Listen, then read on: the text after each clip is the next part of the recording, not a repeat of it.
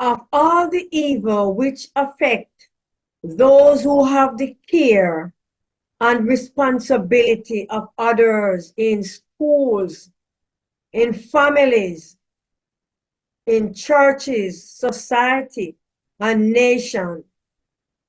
None are more annoying and mischievous than those arise from false and misplaced sympathy.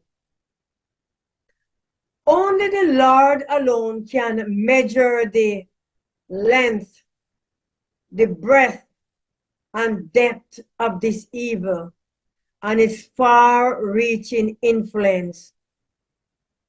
How often the faithful teacher, baffled by the parent who should be his co-worker and friend. How often the father is baffled in his effort to promote order and priority of his household by the sympathy at home. Or sometimes the indulged father destroy the authority of the mother who is inclined to restrain the waywardness of a child. Why has Satan in his fall brought so many angels with him? The story is told of a captain on the ship with his little son, about 4 or 5 years old. That little boy was often with his father on the ocean. One day he was racing up on the mast and riggings of the ship with a monkey. That monkey also belonged to the ship. The boy finally reached the topmast and balanced himself upon the main trunk.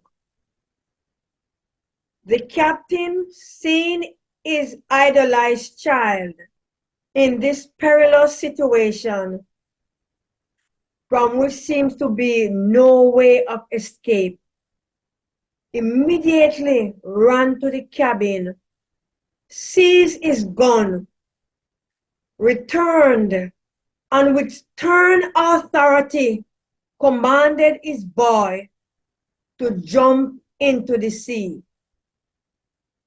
At the same time, with his gun threatening to shoot unless his command was instantly obeyed. Only a moment elapsed and his child was swimming in the sea with about half dozen soldiers who was soon trying to rescue that little boy, to rescue their favorite pet. What if some sympathizing friend had interposed between the father and his child when he was on the main truck? How quickly he would have fallen upon deck. Instead of falling into the ocean, he would have fallen on deck. And that would be instant death, because it's on harder surface. Everyone saw to oppose the father would be death to the child, and all waited in breathless silence in the event. So violent was the struggle in the father's heart that he nearly fainted with agitation and fear. But his firmness saved his child. Friends, in every case of erring one, of one who is really making a mistake, and who, when corrected, words of sympathy is thrown out between the right and the wrong, prove the destruction and soul of many. In other words, if a person is being corrected, do not go in the midst and sympathize. It may prove destruction to that soul or more souls. Many families, neighbors, society, church, nations has been ruined by this cause.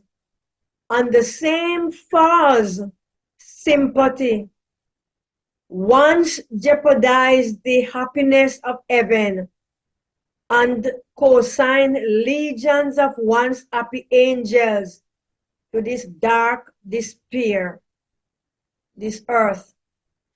They sympathize with the evil one. They sympathize with the enemy. They sympathize with Satan. So let us then be aware of sympathizing with wrong. Even if it seems so friendly and smooth, let us not place our sympathy on the side of wrong, or place our sympathy on the side of things that we do not understand, because it may cause fatality, may cause the loss of everlasting life. And that just it is. False and misplaced sympathy has carried thousands down the dark path and will still carry more if we are not careful.